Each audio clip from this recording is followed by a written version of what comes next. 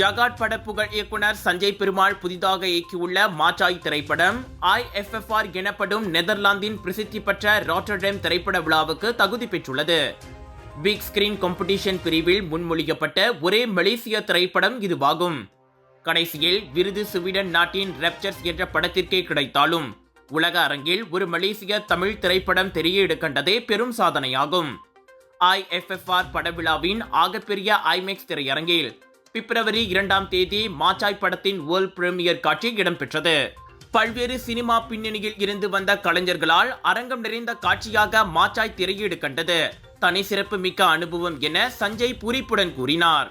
ஸ்கைசன் studios தயாரிப்பான மாச்சாய் லிங்கபுரா என்ற கற்பனை நாட்டில் போதைப்பொருள் கும்பலை சேர்ந்த சியாம் என்பவர் கொடூர குணம் வாய்ந்த முதலாளியின் பொருளை தொலைத்து அதனை தேடி அலைவதை கதைக்களமாக கொண்டுள்ளது.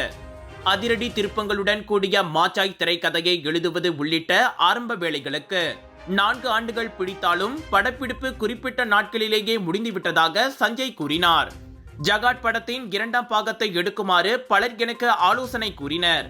ஆனால் நான் பாதுகாப்பான எளிய வழியை விரும்பவில்லை.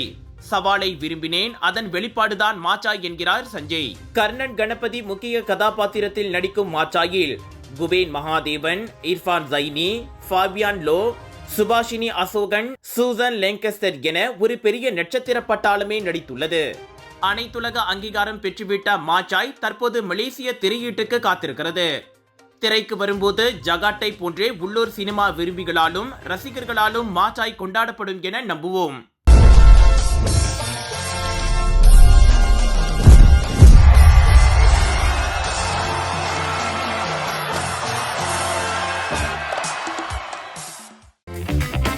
முதலீட்டு பணத்தை மீட்க முடியவில்லையா? கடன் கொடுத்து மாட்டிக்கொண்டீர்களா? அணுகுங்கள் S7 ரிகவரி.